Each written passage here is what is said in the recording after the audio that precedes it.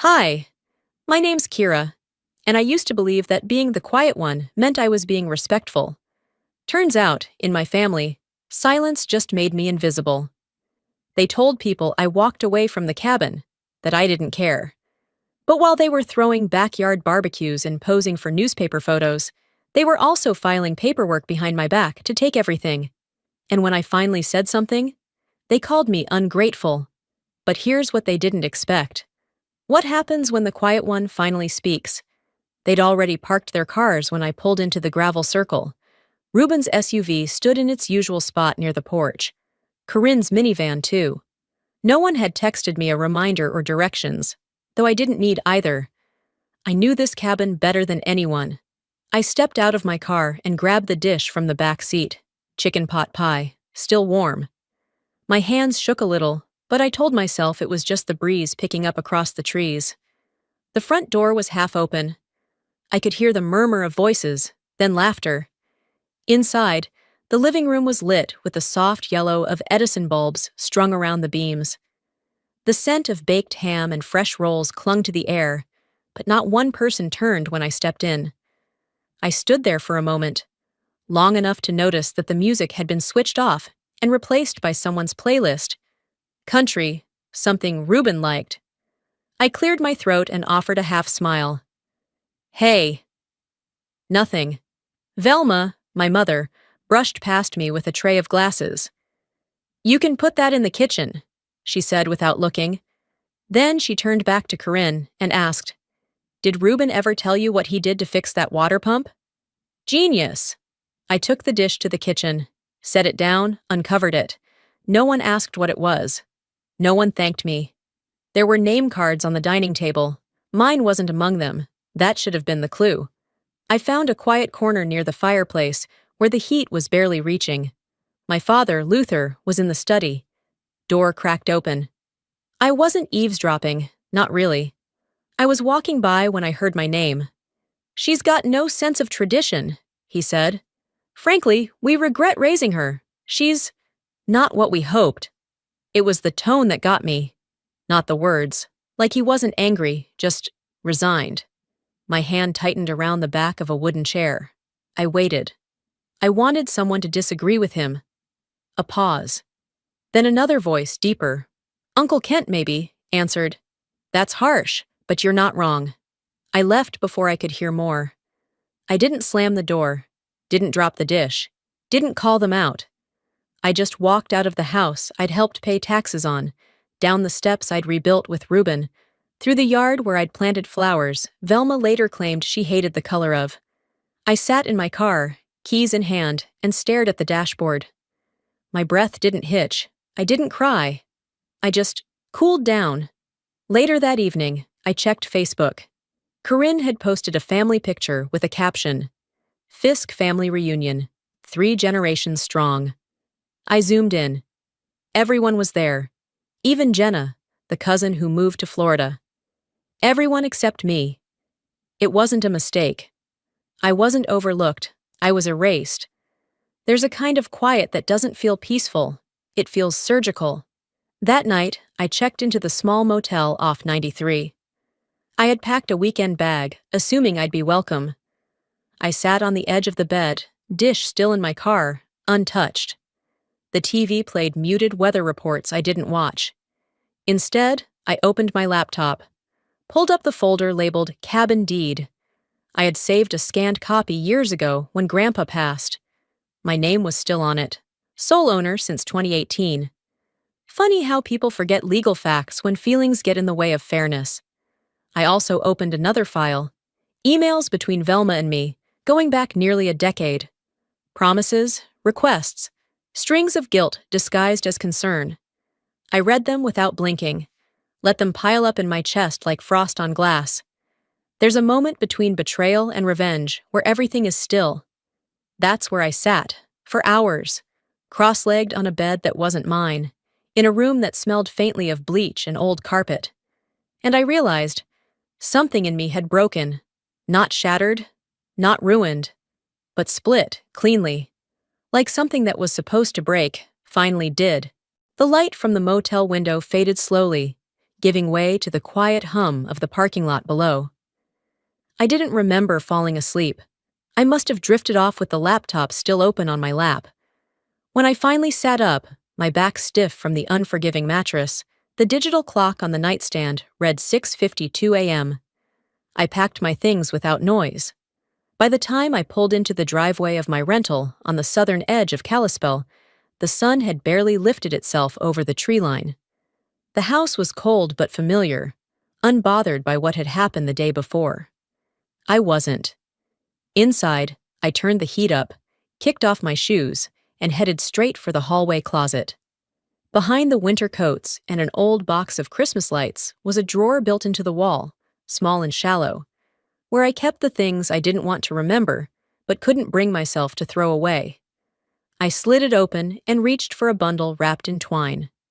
Birthday cards, postcards, little notes Velma used to tape to my lunchbox when I was still someone she seemed proud of.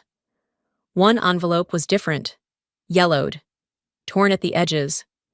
It was addressed in her handwriting, 2002. I recognized it immediately. I unfolded the single sheet inside. Just 7 words written in slanted cursive. "One day, this cabin will be yours." I stared at it for a long while, like it might disintegrate if I blinked. A single piece of paper had carried a decade of belief. I had turned down jobs in other cities because of that sentence.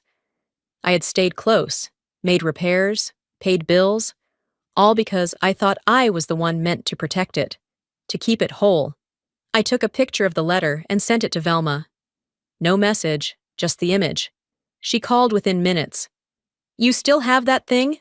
she asked, her voice flat. "You wrote it." "I barely remember. You were upset about something, and I don't know.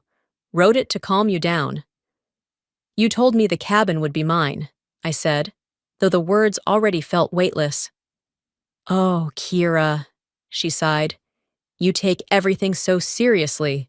That was over 20 years ago." "I know exactly how long it's been." A pause. I could almost hear her smiling on the other end, like I was amusing, not angry. "You've always had such a dramatic streak," she said lightly. "Honestly, I thought you would have grown out of it by now." I didn't answer.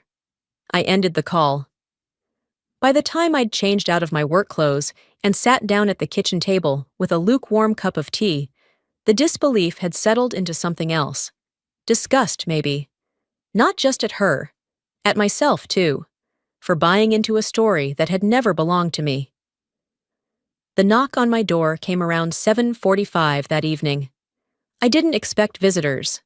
When I opened it, there stood Imelda Crane, my former high school math teacher, now a retiree who still wore orthopedic sandals with confidence and parked her Chevy crooked at the curb like she owned the street. "Did I catch you at a bad time?" she asked. "No, come in." She stepped inside, holding a reusable grocery bag and a look that meant business. "I wasn't sure I should say anything, but I didn't want you blindsided," she began. "Your father and Reuben were in town last week. They were meeting with a lawyer. I know the woman. They were at the same property office my niece works in." I didn't interrupt. I just waited. "They're doing something with the cabin, transferring it. It wasn't just talk. There were papers, signatures." I nodded. "They didn't mention anything to me." Imelda's expression softened. "Honey, I don't think they plan to."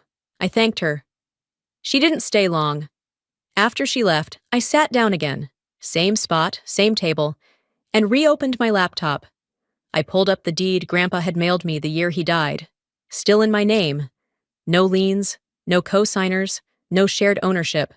I cross-checked the parcel number. Everything matched. The last update was 2018. They were trying to steal something that was already mine. I stared at the screen for a few minutes, then opened a blank note. I typed 3 lines. "Confirm property activity. Consult with Nadine, lawyer. Never ask for what's already yours." Then I sat back and whispered to myself, not with rage, but with a certainty that felt like a slow ignition. They forgot who they're dealing with.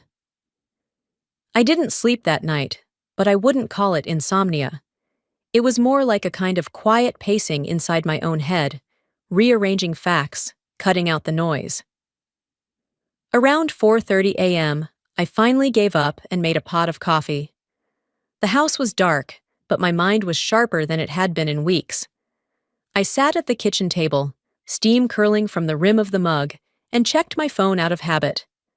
That's when I saw the notification. Fisk Family Chat, 3. New messages. I almost didn't open it. That group thread was mostly logistics for potlucks and baby showers, which I was rarely included in beyond the "can you bring napkins" level. But I did open it. Corinne had written, "Kira can stay in the guest loft, right? Or do we need her to handle the food again like last year?" Ruben had reacted with a thumbs up. And then, someone, probably my cousin Jane, added, "She's good at being invisible." I stared at the screen for a few seconds too long. The phone dimmed, then went black. I didn't reply. I didn't type out the long, cutting message that formed in my brain. I didn't remind them that the guest loft had no heating, no privacy, and still had water damage they refused to fix. I didn't say a word. Instead, I took a screenshot. That afternoon, I invited Velma over for coffee. She arrived 15 minutes late, tapping her sunglasses against her purse like she was irritated by the very idea of the invitation. "This place still smells like cedar," she said as she sat down. "You know that's a sign of poor ventilation." I poured her coffee, set the screenshot face up on the table between us. She glanced at it, then at me. "You know your brother," she said, sipping. "He doesn't mean anything by it." "And Corinne?" I asked. Velma shrugged, like she was swatting away a mosquito. "You've always had a strong reaction to things, Kira. You hold on to things too long. It's exhausting." "I just wanted to know," I said, keeping my voice flat, "if I'm a guest or a relative." She smiled, not warmly. "You're overthinking it again. Why does it matter where you sleep? The cabin's big enough for all of us." Except, it wasn't. Not when the kitchen was being remodeled for Corinne's Pinterest board and I was treated like a part-time staffer. Not when every new picture frame excluded me by default. Later that week, Sunday afternoon came with church and small talk and the annual fall bake sale. I didn't want to go, but I brought lemon pie out of muscle memory more than spirit. It sat untouched for over an hour. I stayed close to the booth, kept to myself. The sun was soft that day, filtered through cloud cover, and the crisp air made it easier to stay silent. Until I heard my name. Velma stood with 2 other women near the edge of the tables, paper cups in hand. She was smiling, performing really. "Oh, Kira," she said with a chuckle, loud enough to carry. She's always been the dramatic one. She clung to things like ownership and fairness like it was her job. Thought the cabin was hers. Would you believe that? One of the women turned to look at me. Her gaze wasn't cruel. It was confused, like she didn't know whether to pity me or dismiss me. I held on to the pie tin. My hands didn't tremble. I didn't smile. I walked away. Back home that night, I opened the old diary I kept tucked behind my filing cabinet, a green spiral notebook with a cartoon fox on the front, something I'd nearly tossed a dozen times. Inside were years of uneven writing, scribbled thoughts, things I hadn't meant for anyone to read. I flipped to a random page. "Ruben got in trouble today, but Dad said he was just expressing himself. When I cried, he told me to stop being weak. My handwriting looked like someone else's." I closed the book slowly and leaned back in my chair. It was never that they forgot me. That would have been easier. Forgetting is careless. This was curated, a calculated removal. They made space for me not to exist. And for the first time, I wasn't trying to crawl back into that space. By the time I pushed the diary back onto the shelf, the sky outside had already shifted to gray. I made a cup of instant oatmeal, left half of it untouched, and changed into jeans and a plain sweatshirt. If they were going to try and rewrite the story, I wanted to be sure I had the pages they couldn't edit. At 9:15 a.m., I walked into the Kalispell County Clerk's office. The woman behind the desk, maybe in her 20s, nervous fingers tapping against her keyboard, looked up when I cleared my throat. "Hi," I said. "I need to check property records on a parcel I own. Just want to confirm there haven't been any changes filed." "Of course," she replied, pulling her cardigan tighter across her shoulders. "Do you have the parcel number?" I gave it to her, watched her screen reflect in her glasses as she typed. The pause came after just a few seconds. Her lips parted slightly before she spoke. "There's something here. A preliminary reassignment filed 2 weeks ago. Looks like it hasn't fully processed yet, but it's logged." "Who's listed as the transferee?" She hesitated. Then, "Reuben Fisk." I didn't flinch. I just nodded once. "Can I get a printed copy of the document?" She handed me a sheet without making eye contact. I walked back to my car slowly, sat in the driver's seat with the engine off and the windows cracked, letting in just enough of the morning air to keep my hands from trembling. The page sat in my lap like a warning label. They were doing it. Not talking about it, not dreaming about it, actually doing it. I pulled out my phone and texted Marin. "Me. Did you know they were filing to move the cabin title to Reuben?" It took a few minutes before 3 dots appeared. Marin. "I didn't know it was filed, but they've been talking about it for a while. They thought you wouldn't notice until it was done." Me. "Of course they did." Marin. "I'm sorry, Kira." I put the phone down and leaned my head against the headrest. They really thought I'd never check, that I'd just stay quiet, like always, that I'd keep showing up with food and apologies, while they made plans with my property like I was just a tenant too timid to knock on the landlord's door. That night, I sat at my desk with every light in the house on. I had 3 windows open on my laptop: the property record, Reuben's recent social media posts, and the family chat archive. 2 weeks earlier, Reuben had posted a photo of the cabin kitchen. Caption: Phase 1, backsplash mock-up. Corinne's pic. She's got an eye. I hadn't seen it before. I scrolled through the comments. Velma: "Can't wait to see it when it's done." Jane, my cousin: "Y'all are turning that place into a dream home." No mention of me. No question about who owned it. It was as if I didn't exist. I opened the chat thread. A week ago, Reuben had texted, "Reuben: Corinne says the mountain light would look great above the sink." Velma: "Yes, rustic but clean." Jane: "Totally." Not one person asked, "Does Kira know?" Not one. I scrolled higher. A conversation from late September. Corinne: "If we start now, we could have the guest rooms repainted before Thanksgiving." Velma: "Don't forget to ask if she's coming first. Or maybe don't." I snapped the laptop shut, got up, poured a glass of water, and drank it standing. Then I picked up my phone and called Reuben. He answered after the second ring. "Hey," he said, casual like we hadn't just spent the last month on opposite ends of a silent war. "I have a question," I said. "Okay. So the backsplash isn't just hypothetical?" There was a pause. Then, "Look, you don't even really use the place. You're always working or gone. You said it yourself last summer. You didn't even sleep there for 2 months." "It's in my name," I said quietly. "Since 2018. You knew that." "It's family," he replied, voice tightening. "What's yours is all of ours." I exhaled once, just enough to reset. I don't recall ever signing over my property in the name of group sentiment. He laughed, not kindly. "You're blowing this out of proportion. We're just updating the place. It needed work. That's what thieves say when they redecorate before they rob you." "You're being dramatic, Kira. You're being dishonest." I hung up. No final word, no threat. Just a click, clean and clear.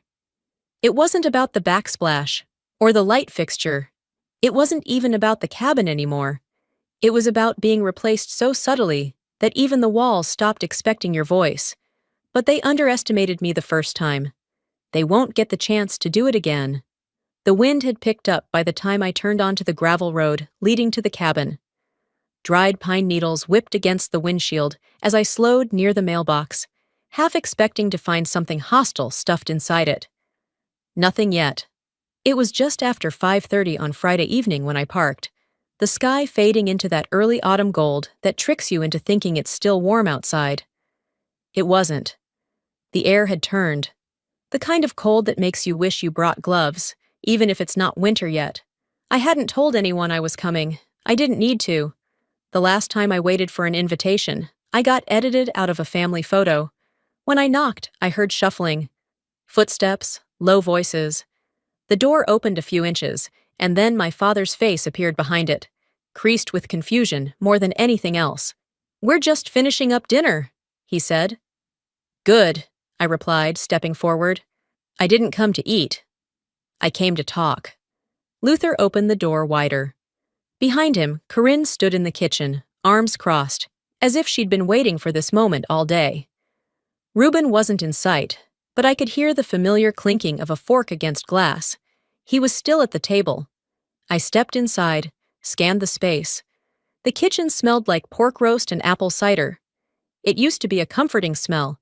Now it felt like a scene set up for someone else's play. I walked over and sat in the armchair near the fireplace, the one Velma always kept a quilt on, even when it was 90 degrees outside. She entered a moment later, wiping her hands on a dish towel and giving me a look I couldn't quite decode. Displeased, but polite. Like I'd arrived late to a performance, and she had to pretend not to mind. Reuben finally came around the corner, wiping his mouth with a napkin. "Kira?" he said. Flat. No smile, just acknowledgement. I didn't answer right away. I waited for the silence to stretch thin before I broke it. "There's a deed transfer in process," I said, steady. "Filed with the county 2 weeks ago. It lists you as the new title holder." Velma scoffed before anyone else could speak. "That place has been in the family for decades. It's not yours, it's ours. It's always been part of the Fisk name." I nodded once. "Except legally, it's mine. Since 2018. Reuben cleared his throat. "We didn't think you'd care. You're always working, traveling. You're distant, Kira." "Distant doesn't mean disposable," I said, quieter than I intended. "You're using my absence as permission." Velma narrowed her eyes. "You act like we owe you something. We raised you. You wouldn't have a place in this world without us. And now you want to take what's ours because you feel—" "What? Left out?" I didn't blink. "I paid for Dad's hospital bills when the insurance didn't cover the anesthesia. I paid Mom's dental work, every last veneer. I paid for Reuben's car insurance during both years he was unemployed. The only thing I didn't pay for was Corinne's yoga retreat, but that's probably next on someone's list." Corinne's lips parted. "We never asked you to." "No," I said, turning to her. "But you never offered either." I looked back at Velma. "I did it because I thought it mattered. Because I thought we mattered, even when I wasn't invited, even when I wasn't mentioned, even when you looked past me like I was air." Luther spoke then, his voice low but sharp. "You're always keeping tabs, Kira. That's not generosity. That's control. That's a ledger." I stood. If it were a ledger, I'd be sending invoices instead of reminders.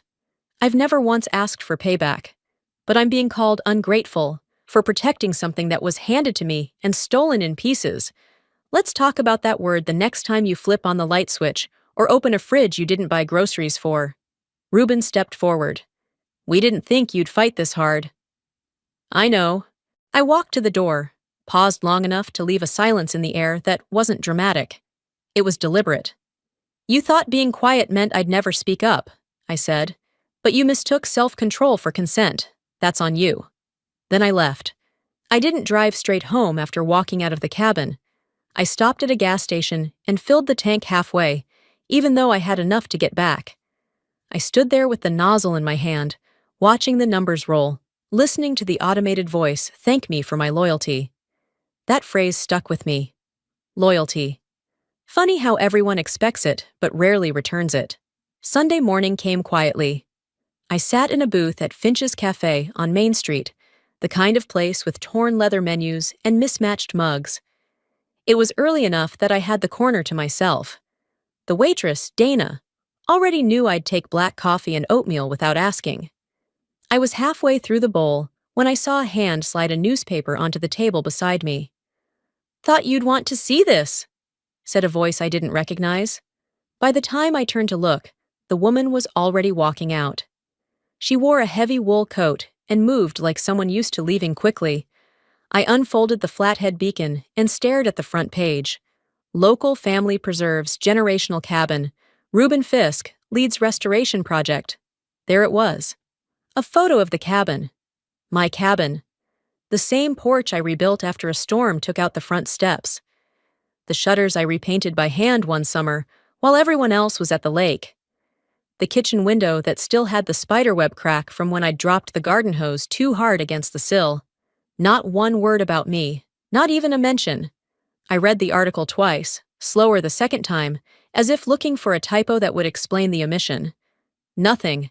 Just quotes from Reuben and one from Velma. "We're so proud of Reuben, taking the lead on what really matters, keeping family history alive." I finished my coffee in 2 long swallows and sent a text to Marin. Me. "Did you see the beacon today?" Marin. "Don't tell me they printed it."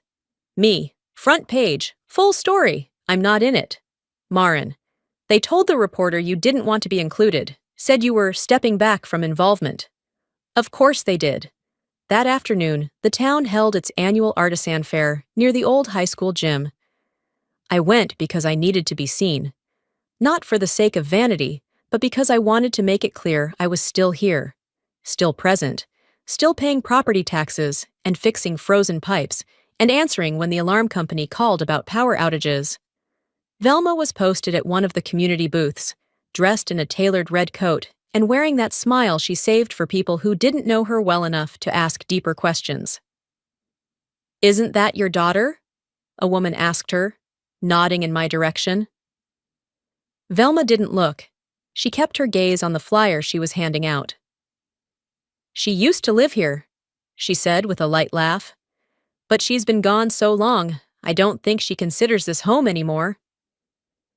I walked over, picked up one of the brochures, and met her eyes. The corner of her mouth twitched. Not quite a smile, not quite regret. "Then I suppose it's time I stop paying for the electricity here, too," I said, folding the paper in half and placing it back on the table. She didn't say a word. I didn't need her to. That evening, I poured myself a glass of water, sat at the kitchen table, and called Nadine. She answered on the second ring. "You ready?" she asked, no greeting needed. "It's time," I said. "I want a formal cease and desist, use of my image, my property, references to the cabin or to me in any future public statements, and I want a letter of eviction served to Reuben, Velma, and Luther. Monday morning, no delays." There was a pause. Then, "I've been waiting for you to say that." I looked at the newspaper one last time, folded it, placed it in the bottom drawer of the file cabinet labeled Fisk, Legal. "I'm done being edited out of my own story," I said. Monday morning came colder than expected, even for October in Kalispell. I wrapped a scarf around my neck, not for warmth, but for structure. Something about the added pressure made my spine feel straighter.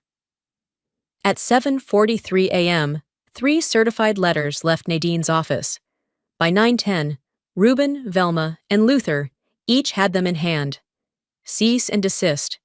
Unauthorized use of my name, likeness, and property. Notice of sole legal title holder, dated and notarized. 30-day eviction warning. Luther was the first to call. "You out of your mind?"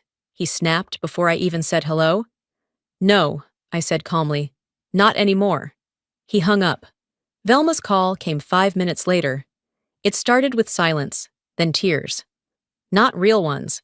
The kind meant to trip you up emotionally, to make you forget your own name. "This is how you treat your parents?" she whispered. "After everything we gave you?" I almost laughed. "You gave me one thing, once. A name. Everything else I built on my own, Velma." She said something else. I didn't catch it. I'd already set the phone down on the counter and walked away. By the end of the day, they had gathered Marin. They called it a family meeting. No spouses, no children. Just the core. I wasn't invited, but I knew it would happen. That's why I'd called Marin 2 days ago. "I need you to go," I said, "and I need you to record everything." "Kira," she hesitated, "you're asking me to spy on your own family." "I'm asking you to give me the truth, something they're never going to do voluntarily." So Marin went. I didn't hear from her until well after dark. Around 8:30, my phone buzzed while I was sitting in my truck outside a closed florist shop, half watching the light from inside flicker as the owner cleaned up. Her message was short. "Marin, you'll want to hear this." Attached was a voice recording. I played it. "Turn the volume up. Let it fill the cab like smoke." Luther's voice came first. "She was never supposed to keep the cabin. We just let her believe it until we figured out what Ruben needed. Hell, she was barely using it. It's not like she was building a family there." Velma chimed in, her voice sugar-coated but sharp underneath. "Kira always needed something to cling to. Some project, some cause. I suppose we should have corrected her sooner, but she seemed happy playing caretaker." There was laughter. Ruben, probably. Then another voice I couldn't place, saying, "Well, she's making it difficult now." To which Velma replied, almost cheerfully, "She always does." I didn't cry. My jaw clenched, but not from sadness. It was the kind of tension you get when someone hands you the last puzzle piece after you've stared at the missing spot for days. I forwarded the file to Nadine with one line. "Use this." 10 minutes later, Nadine called me. "I'm adding it to the eviction packet," she said. "I'll file a supplemental declaration and, if necessary, prepare a public statement." "I want it ready," I said. "If they try to spin this again, I'll go public myself." "You sure?" she asked. "That's a war you can't unstart." "They started it. I'm just refusing to lose quietly." The next day, I printed a copy of the transcript and highlighted every line that mattered. I slipped it into a manila folder, added it to the growing pile on my dining table. Everything I'd tried to handle in silence, they'd weaponized. Now I had the weapons, and I wasn't aiming to wound. I was aiming for truth. By Tuesday morning, the leaves had gone brittle on the trees, clinging only because they hadn't been told to fall yet. I sat at the breakfast bar with my phone face down, a slice of toast cooling on the plate in front of me. Nadine's message had come through an hour earlier. PDF attached. Subject line simple. Fisk v. Bellamy. Civil claim. Motion for mediation. They were suing me for family contribution, for emotional equity, for parental investment. It read like a passive-aggressive Hallmark card stapled to a legal threat. Their lawyer, someone out of Missoula I'd never met, claimed I'd unjustly withheld what was built through generational love and sacrifice. He used phrases like unspoken understanding and cultural inheritance. I forwarded the file to Nadine. She replied 2 minutes later. "Nadine, this is bluffing wrapped in sentimentality." Me? "Let's unwrap it." The mediation was scheduled for Thursday morning. No courtroom, no jury. Just a conference room with bad lighting and a mediator trained to smile through dysfunction. I arrived early, wore a gray blazer over black jeans and boots I hadn't worn since the last funeral in our family. I parked 2 spaces away from Ruben's truck. Inside the building, a receptionist with soft eyes asked if I'd like coffee. I declined. My stomach didn't need the help turning. The door opened behind me. Velma entered first, arms folded tight over her chest.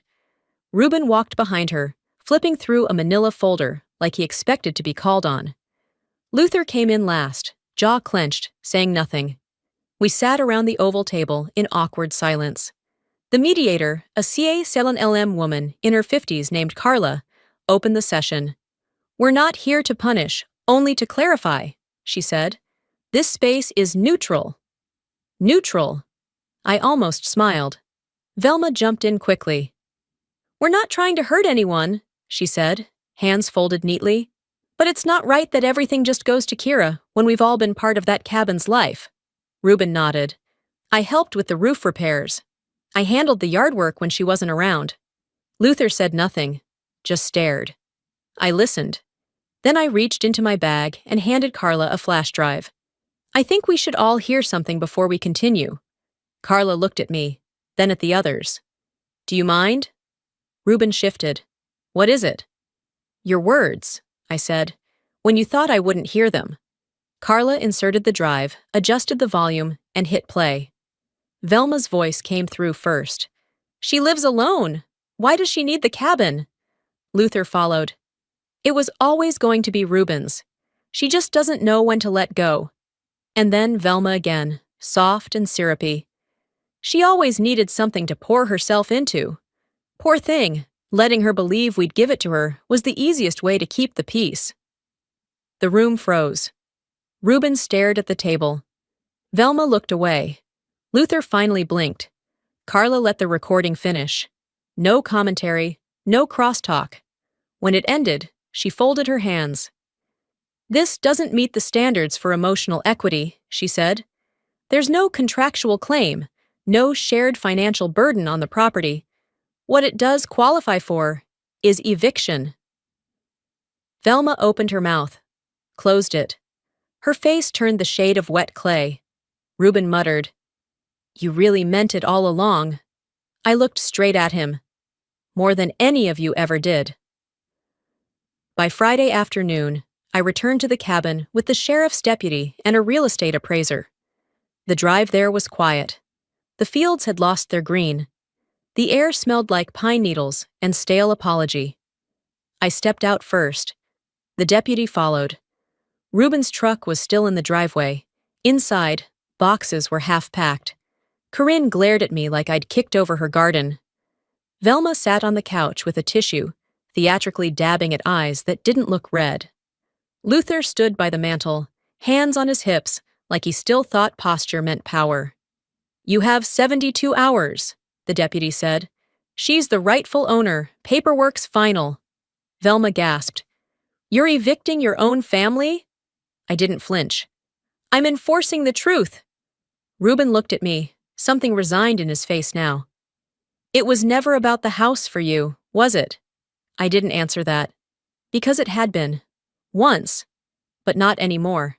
3 weeks passed. I stood in the doorway of the now empty cabin, keys in one hand, breath slow. The air was thinner than I remembered, maybe from the cold, or maybe because the place felt bigger, without the weight of secrets pressing in from every wall. The boxes had been shipped. The locks changed. No more floral curtains Velma insisted on. No more framed pictures of Reuben fishing on the mantel. Just hardwood floors and the echo of everything I had finally said out loud. Outside, the leaves had turned full amber and ochre, just like the fall I first painted the porch myself at 26, after Luther forgot to follow through on his promise to hire someone. I had done it with my own hands, a stiff brush, and one long Saturday of silence. At the time, I told myself it was an act of love. Now I see it was proof I could build something without their permission. I ran my fingers along the edge of the kitchen counter, tracing an old chip in the granite. The last time Reuben had slammed a pan here, he said he didn't mean to, but the look he gave me said otherwise. And I had cleaned it up like I always did, both the counter and the conversation. Today, there was nothing left to tidy.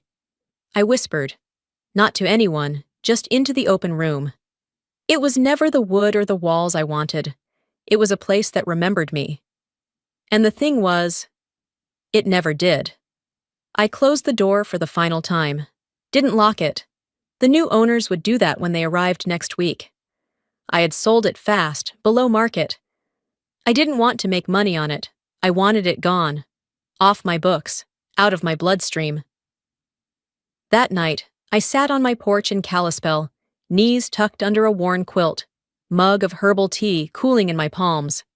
A text buzzed in. It was Velma. You got what you wanted. Hope you're happy now. No punctuation, just sharpness. I stared at it for almost an hour. I could have said 100 things. Could have sent copies of the utility bills, the receipts for groceries, the therapist notes I never submitted to insurance. Instead, I typed one sentence: "I'm at peace. I hope someday you can be too." Then I deleted the thread. No screenshot, no save, no archive. Letting go doesn't always look dramatic. Sometimes it's just the act of choosing not to hit reply. A month later, I moved to Hamilton, a town small enough to disappear in, but big enough to start again without explanation. I leased a small space on the corner of 5th and Grove, painted in soft green with a tin mailbox shaped like a birdhouse. The sign outside read, "Bellamy & Co. Grief Recovery and Family Transition Services." People came. Slowly, then steadily. Women mostly. Some young, some older. Some who had fled bruises they never talked about. Others who just felt unseen in rooms filled with people they loved. I didn't tell them about the cabin, or the lawsuit, or the photo albums where I was always just outside the frame. But I knew what to say when they asked how to begin again. Sometimes survival isn't leaving something, I'd say. It's staying gone. One Tuesday morning, a newspaper envelope arrived at the office. No note, no return address. Inside was a folded clipping from the Flathead Beacon. Correction notice. Ownership clarification. The property known as the Fisk family cabin, as referenced in prior articles, is legally and solely owned by Kira Bellamy. I didn't frame it. I didn't even finish reading it. I slid it into the bottom drawer of my desk, under a client consent form and 2 utility bills. Then I walked over to the window, watched as a cloud moved over the ridge, casting a long shadow over the Bitterroot River. And for the first time in years, the silence around me didn't ache. It didn't ask for anything, it just let me be. They didn't just lose the house, they lost the script, and I didn't need an audience to believe the ending.